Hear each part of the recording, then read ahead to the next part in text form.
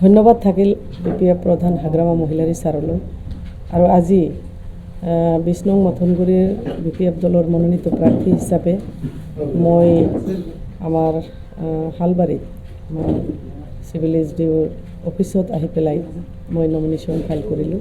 মোৰ লগত আমাৰ ওৱান অফ দ্য ছেক্ৰেটাৰী আমাৰ দলৰ নীৰেন্দ্ৰ ডাঙৰীয়া মোৰ লগত আছে আৰু মোৰ লগত আছে PMPBDৰ সদস্যা মালতী ৰাণী নাৰ্জাৰী বাইদেউ, মাননীয় হাগ্ৰামা মহিলাৰী ছাৰে চেণ্ট্ৰেলৰ পৰা দুয়োজনকে অবজাৰ্ভাৰ হিচাপে পঠিয়াইছে আৰু বাইদেউক মই নিজাববীয়াকৈও মই মাতৃ হিচাপে মই জ্ঞান কৰি আহিছোঁ।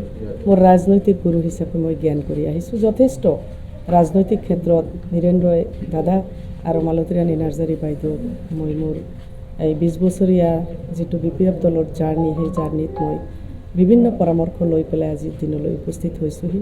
সুকলমে আজি আমাৰ নমিনেশ্যন ফাইল হৈ গ'ল, আমি ফাইল কৰিলোঁ। আমি আশাবাদী আৰু বিভিন্ন জাতি জনগোষ্ঠীৰ ৰাইজৰ যিটো সঁহাৰি, সাহস দিছে মোক ৰাইজে, মোক সঁহাৰি দিছে, পৰামৰ্শ দি আছে আৰু তেওঁলোকৰ সাহস, তেওঁলোকে দিয়া সাহস আৰু পৰামৰ্শৰে এইবাৰ মথনগুৰি সমষ্টিটো বিপিএফ দলে দখল কৰিবৰ কাৰণে সক্ষম হ'ব। গোটেই BTAD অঞ্চলত বিপিএফ প্ৰধান হাগ্ৰামা মহিলাৰী ছাৰৰ যথেষ্ট আমাৰ দলৰ প্ৰতি মানুহৰ আগ্ৰহ, আস্থা আৰু বিশ্বাস আগতকৈ দ্বিগুণ বাঢ়িছে। BTCত মাননীয় হাগ্ৰামা মহিলাৰী ছাৰে চিফ হ'ব, আকৌ বিপিএফ দলে গভৰ্ণমেণ্ট গঠন কৰিব আৰু 20 নং মথনগুৰি সমষ্টিৰ ৰাইজেও সকলো জাতি জনগোষ্ঠীৰ ৰাইজে তেওঁলোকৰ দায়িত্বভাৰ বিপিএফ দলৰ হাতত মনোনীত প্ৰাৰ্থী হিচাপে মোৰ হাতত উঠাই দিব বুলি মই পূৰ্ণোদ্যমে আশা আৰু মোক মৰম দিছে, শ্ৰদ্ধা যাচিছে, মোৰ বিশ্বাস হৈছে এইবাৰ সকলোৱে মোক কোকৰাঝাৰলৈ আগবঢ়াই লৈ যাব। প্ৰথম আৰু প্ৰধান ইছ্যু হৈছে মাটিৰ পাট্টা প্ৰদান কৰা।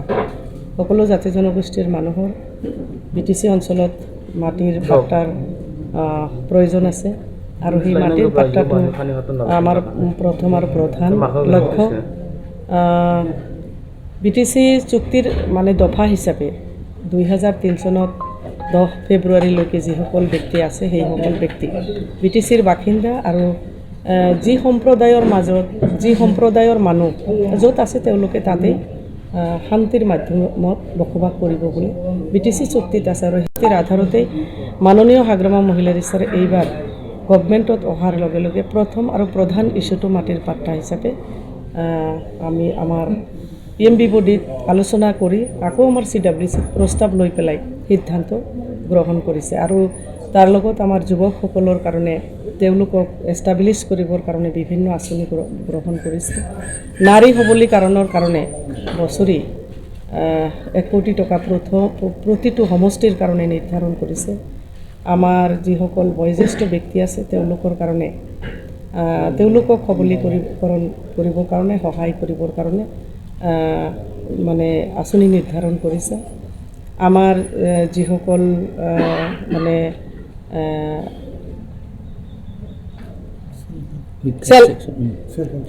আত্মসহায়ক গোট, বিশেষকৈ নাৰী আত্মসহায়ক গোটসকলকো এককালীনভাৱে তেওঁলোকক সাহায্য প্ৰদান কৰি পেলাই নাৰী সবলীকৰণৰ কাৰণে যথেষ্ট আঁচনি হাতত লৈছে আৰু বিশেষকৈ মথনগুৰি সমষ্টিৰ 20 নং মথনগুৰি সমষ্টিৰ কেণ্ডিডেট হিচাপে মই ৰাইজৰ সঁহাৰি আৰু ৰাইজৰ আস্থা, ৰাইজৰ মৰম আৰু তেওঁলোকৰ যিটো প্ৰতিদান মোৰ প্ৰতি বিপুল ভোটত মই যেতিয়া জয়ী হৈ যাম, মোৰ প্ৰথম আৰু প্ৰধান লক্ষ্য হ'ব যাতায়াত, স্বাস্থ্য আৰু এডুকেশ্যন, শিক্ষা। গতিকে যাতায়াতৰ যথেষ্ট অৱস্থা শোচনীয় হৈ আছে, ইয়াৰ প্ৰতি মই যথেষ্ট লক্ষ্য থাকিব আৰু কৃষিৰ ক্ষেত্ৰত যাতে কৃষকসকলৰ আমি টেকন'লজি, ডেভেলপ টেকন'লজি ব্যৱহাৰ কৰি পেলাই, উন্নত ধৰণৰ টেকন'লজি ব্যৱহাৰ কৰি পেলাই কৃষকসকলকো আমি কৃষি পদ্ধতিৰে যাতে তেওঁলোকে স্বাৱলম্বী হ'ব পাৰে তাৰ কাৰণে আমি আঁচনি মই নিজে হাতত ল'ম। আৰু গৰাখহনীয়া আছে, গৰাখহনীয়াৰ বিষয়টো আমাৰ যিসকল আমাৰ প্ৰাইমাৰী 3টা প্ৰাইমাৰী আমাৰ নদীৰ সিপাৰে বিশেষকৈ আমাৰ বাৰাপেটা প্ৰাইমাৰি, আমাৰ উত্তৰ খাৰিজা প্ৰাইমাৰি আৰু আমাৰ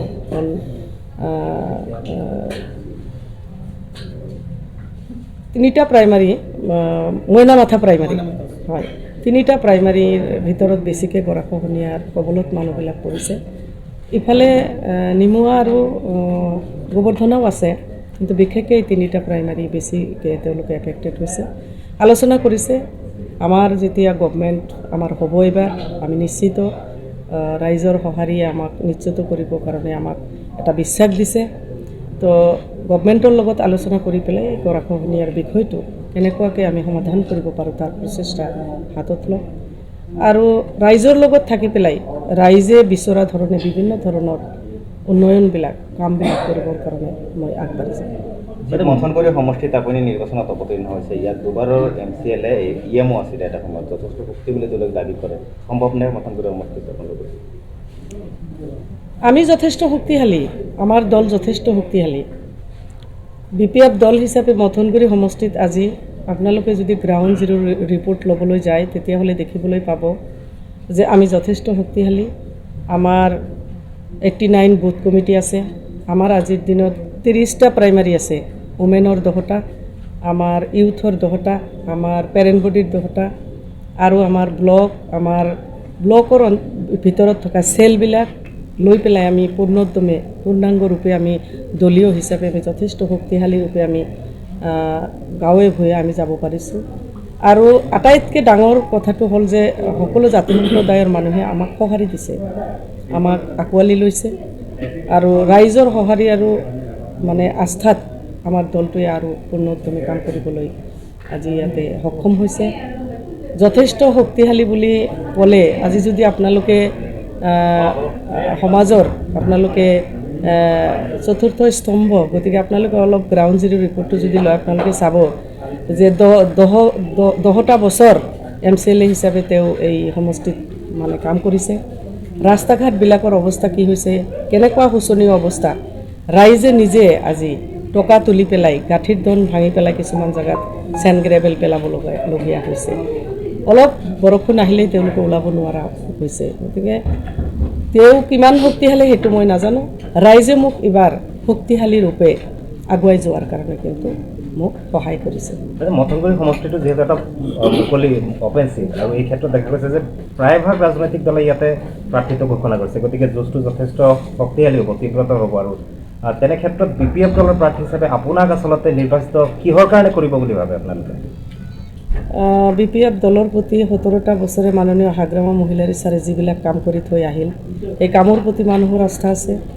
মাননীয় হাগ্ৰামা মহিলাৰী ছাৰৰ নেতৃত্বত যি BPF দলৰ চৰকাৰ চলিছিলে, সেই চৰকাৰৰ দিনত যিমানবিলাক কাম হৈছিলে এই 5টা বছৰত UPPL আৰু যি BJPৰ গভৰ্ণমেণ্ট চলিছে সেই গভৰ্ণমেণ্টৰ দিনত মানে কোনো ধৰণৰ কাম হোৱা নাই বুলি মানুহে মানে এই কথাটো প্ৰতিপন্ন কৰিব পাৰিছে। তাৰ কাৰণে কি কৰিছে যে মাননীয় হাগ্ৰামা মহিলাৰী ছাৰক আকৌ BPF দলক ইয়াতে গভৰ্ণমেণ্ট মানে বিচাৰিছে ৰাইজে, আৰু BPF দলৰ গভৰ্ণমেণ্টৰ জৰিয়তে মানুহ পৰিচালিত হ'ব বিচাৰিছে। গতিকে সেই হিচাপে 20 নং মথনগুৰি সমষ্টিটো তাৰ ব্যতিক্ৰম নহয়। মথনগুৰি সমষ্টিটো যথেষ্ট মানুহে বিচাৰিছে। মাননীয় হাগ্ৰামা মহিলাৰী ছাৰ চিফ হ'ব, আৰু মই আক্তাৰা আহমেদ হিচাপে নহয়, মই BPF দলৰ এজন প্ৰাৰ্থী হিচাপে নাঙলৰ প্ৰতীকটো সকলো ৰাইজে বিচাৰিছে, আৰু মোক সাহস দিছে এই কাৰণেই যে মই কাম কৰিব পাৰিম। বিভিন্নজনে মোক পৰামৰ্শ আগবঢ়াইছে, আৰু মই জিতাৰ পিছত মই ৰাইজৰ লগত থাকি পেলাই ৰাইজে বিচৰা ধৰণৰ BTC চুক্তিৰ দফাসমূহৰ লগত জড়িত থকা কামবিলাক কৰিম বুলি ৰাইজৰ মাজত এটা আস্থা আৰু বিশ্বাস আছে, আৰু সেই হিচাপে মই কাম কৰিছোঁ।